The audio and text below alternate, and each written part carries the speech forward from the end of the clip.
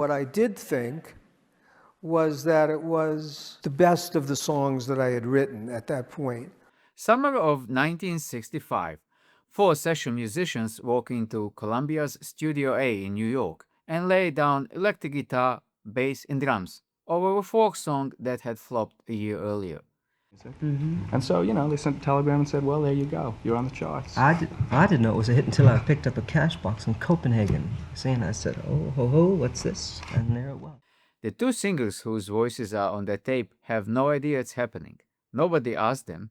One of them's over in England, the other one went back to college. And as far as anybody's concerned, the band doesn't even exist anymore. 6 months later, that tape is the number one record in America. This is the story of The Sound of Silence. Paul Simon wrote it when he was 21, back at his parents' house in Queens. He'd sit in the bathroom with the lights off because the tiles gave him a little bit of an echo, and he'd run the faucet, the sound of the water counting down. And the first line came straight out of that room. Hello, darkness, my old friend. Hit? No, I didn't know. What I did think was that it was the best of the songs that I had written at that point. Whatever your creative process is, it comes through you. He and Art Garfunkel had been singing together since they were kids in the same neighborhood. September 1963, they auditioned for Columbia. Just the two voices and a single guitar. And that song is what gets them signed. The guy who signs off on them is a producer named Tom Wilson. Young, jazz trained, and at that point mostly tied up with a different Columbia headache. Bob Dylan going from folk to rock. March 1964, they cut it acoustically for their first album, Wednesday morning, 3 a.m. It comes out that October and sells about 3,000 copies. And in Greenwich Village, it doesn't just fail, it turns into a punchline. The folk singer Dave Van Ronk used to say all you had to do was start singing Hello Darkness, my old friend in a room full of musicians and everybody would fall about laughing. So they gave up. Simon moves to London to play the folk clubs over there. Garfunkel goes back to studying at Columbia University. It went through a lot of changes. For a while, I was going to be I was going to be an architect. Yeah. But when I gave it up and returned to Columbia College and took a general course, they had to give me some major, so they said your architecture will serve as an art history major. And that's that. The deal was finished, one album, 3,000 copies, and nothing else. Spring of 1965, a late night DJ at WBZ in Boston starts spinning the album track. The college kids latch onto it, Harvard first, then Tufts. Then the thing physically moves down the East Coast with the students as they head off on spring break, all the way down to Cocoa Beach, Florida.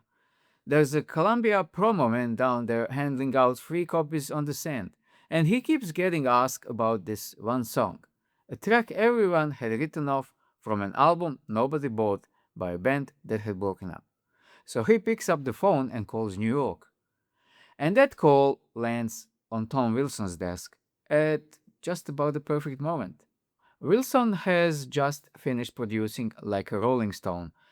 Dylan's gone electric.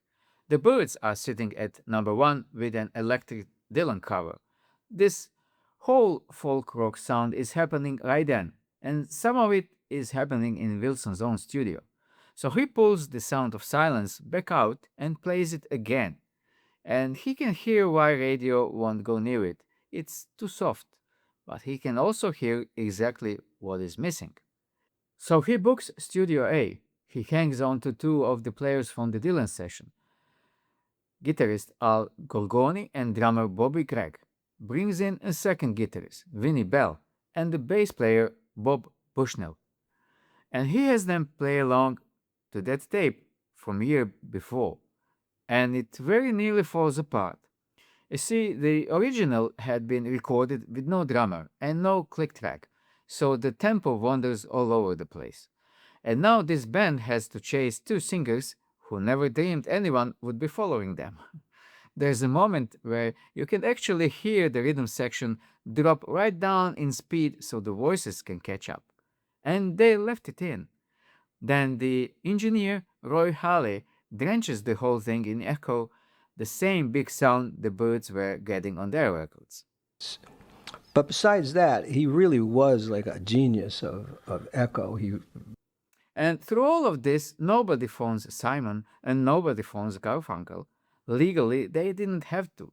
The two of them were still under contract to Columbia. They just weren't an active act anymore. You don't check in with a band that doesn't exist. The single comes out on September 13th, 1965. It breaks in Boston first, then Miami, then Washington. By December, it is in a straight flight with the Beatles' We Can Work It Out, the two of them swapping the top spot back and forth for a solid month. And for the week ending January 1st, 1966, the number one record in the whole country belongs to Simon and Garfunkel, a band that, as far as its own two members knew, had packed it in a year earlier. Simon finds out in pieces. He's over in England, and he's still got this habit of checking the Billboard charts. And there it is, climbing the Hot 100. Then Garfunkel calls him, and then a copy of the single turns up in the post. And that's the first time Paul Simon actually hears what's been done to his song. His friend Al Stewart was in the room, and he said Paul was horrified. Paul was horrified when he first heard it. The rhythm section slowed down at one point so that Paul and Artie's voices could catch up. All that echo, that lurching tempo, it wasn't the record he'd made. Garfunkel took it a little differently.